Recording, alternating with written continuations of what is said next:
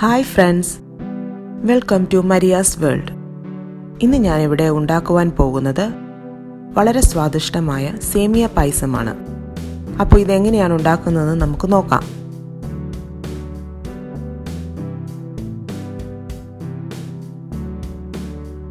ആദ്യമായി പായസത്തിന് ആവശ്യമുള്ള സേമിയ നമുക്കൊന്ന് റോസ്റ്റ് ചെയ്തെടുക്കാം.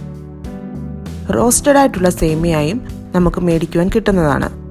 അത് വേണമെങ്കിൽ നമുക്ക് യൂസ് ചെയ്യാം. ഞാനിവിടെ 1/2 കപ്പ് റോസ്റ്റഡ് സേമിയയാണ് ഉപയോഗിക്കുന്നത്. അതൊന്ന് നെയ്യിൽ വറുത്തെടുക്കുകയാണെങ്കിൽ കുറച്ചുകൂടി ടേസ്റ്റ് ആയിരിക്കും.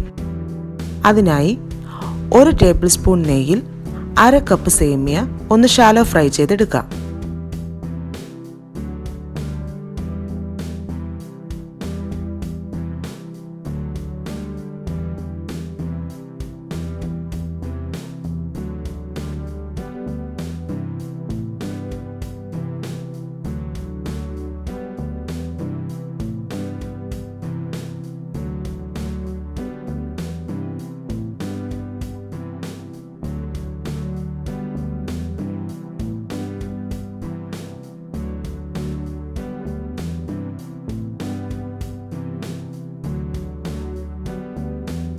ഒരു മിനിറ്റ് ഒന്ന് ഫ്രൈ ചെയ്തതിന് ശേഷം അത് വേറൊരു പാത്രത്തിലേക്ക് മാറ്റിയെടുക്കാം.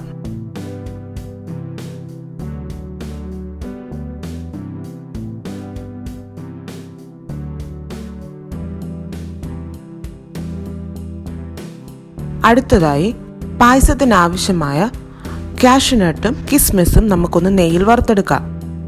1 ടേബിൾ സ്പൂൺ നെയ്യിൽ കുറച്ച് കാഷ്യൂനട്ട് ആദ്യം നമുക്ക് ഫ്രൈ ചെയ്തെടുക്കാം. ഒരു ലൈറ്റ് ബ്രൗൺ കളർ ആകുമ്പോൾ നമുക്കത് മാറ്റിയെടുക്കാം. അതുപോലെ തന്നെ കിസ്മിസും നമുക്ക് റോസ്റ്റ് ചെയ്തെടുത്ത് മാറ്റിവെക്കാം.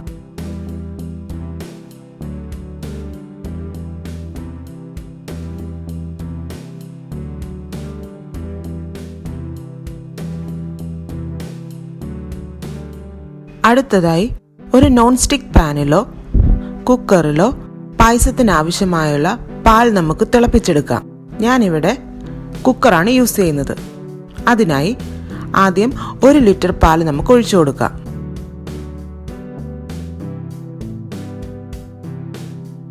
അതിലേക്ക് 1/2 ലിറ്റർ വെള്ളം കൂടി ചേർത്ത് കൊടുക്കാം.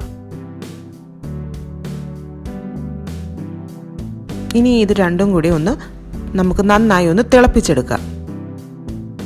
പാല് അടിക്ക് പിടിക്കാതിരിക്കുന്നതിനായി നമുക്ക് ഇടയ്ക്കിടയ്ക്കൊന്ന് ഇളക്കി കൊടുക്കാം.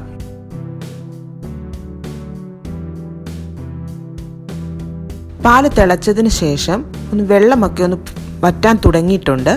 അതിലേക്ക് 4 പീസ് ഏലക്ക ചതച്ചിടാം.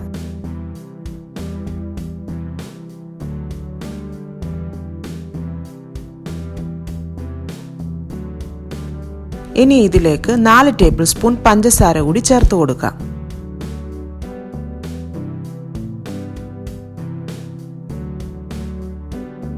അടുത്തതായി 200 ഗ്രാം മിൽക്ക് മെയ്ഡ് കൂടി ഇതിലേക്ക് ചേർത്ത് കൊടുക്കാം.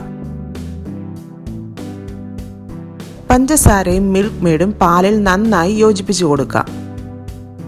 അടിക്ക് പിടിക്കാതിരിക്കുന്നതിനായി പ്രത്യേകം ശ്രദ്ധിക്കേണ്ടതാണ്.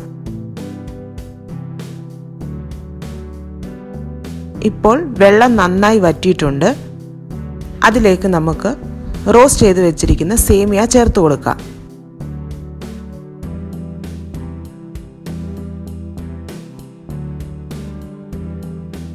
ഇനി സേമിയ നന്നായി ഒന്ന് നമുക്ക് വേവിച്ചെടുക്കാം.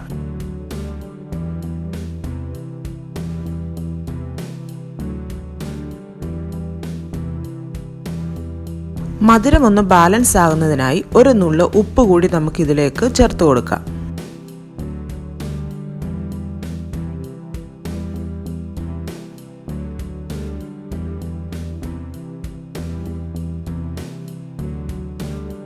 ഇനി ഇതിലേക്ക് റോസ്റ്റ് ചെയ്ത് വെച്ചിരിക്കുന്ന കാഷ്യൂനട്ടും കിസ്മിസും കൂടി ചേർത്ത് കൊടുക്കാം.